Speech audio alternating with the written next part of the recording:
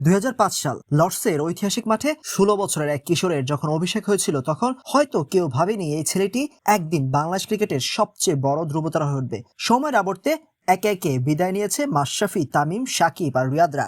তথাকথিত পঞ্চপাণ্ডবের সেই সোনালী যুগের চারজনই এখন মাঠের বাইরে, কিন্তু লাল সবুজ জার্সিতে বুক চিতিয়ে লড়াই চালিয়ে যাচ্ছেন কেবল একজন, তিনি মুশফিকুর রহিম।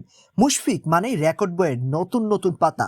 বাংলাদেশের প্রথম এবং একমাত্র ব্যাটার হিসেবে টেস্ট ক্রিকেটে ৩টি ডাবল সেঞ্চুরির মালিক তিনি। টেস্ট ক্রিকেটে ৬,০০০ রানের মাইলফলক ছোঁয়া প্রথম বাংলাদেশীয় তিনি। ২০১৩ সালে গলে শ্রীলঙ্কার বিপক্ষে তার সেই প্রথম দ্বিশতক আজও দেশের ক্রিকেটের ইতিহাসে এক মহাকাব্য হয়ে আছে। কিন্তু এই পথ চলা সবসময় মসৃণ ছিল না। দক্ষিণ আফ্রিকা সফরে হোয়াইট হাউস হওয়ার পর নেতৃত্ব হারানো কিংবা কিপিং নিয়ে বারবার সমালোচকদের তীরের মুখে পড়া সবই তিনি সহ্য করেছেন দাঁতে দাঁত চেপে। টি-20 থেকে অবসর নিয়েছেন ২০২২ সালে এবং ওডিআই ক্রিকেট থেকে বিদায় জানিয়েছেন ২০২৫ সালের মার্চে।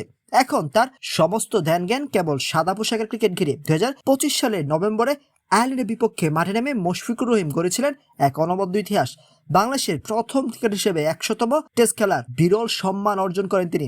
সেই মাইলফলকের ম্যাচটিকে তিনি সেঞ্চুরি দিয়ে রাঙিয়ে প্রমাণ করেছিলেন কেন তাকে মিস্টার ডিপেন্ডেবল বলা হয়। মাঠে তার হার না মানা মানসিকতা, তার নেটে ঘন্টার পর ঘন্টা ঘাম জড়ানোর একাগ্রতা নতুন প্রজন্মের জন্য এক জীবন্ত পাঠ্যপুস্তক। পাণ্ডবদের সেই শেষ প্রতিনিধি আজও যখন ক্রিজে দাঁড়ান তখন কোটি ভক্তের মনে একটাই ভরসা কাজ করে, আগামী ৮ই মে ২০২৬ তারিখে মিরপুরের শেরেবাংলা স্টেডিয়ামে পাকিস্তানের বিপক্ষে ম্যাচ চলে যাচ্ছে মুশফিকের ক্যারিয়ারের ১০১তম টেস্ট ম্যাচ। নিঃসঙ্গ শিরোপা হয়ে তিনি কি এই ম্যাচেও নতুন কোনো রূপকথা লিখবেন? উত্তরের অপেক্ষায় পুরো বাংলাদেশ।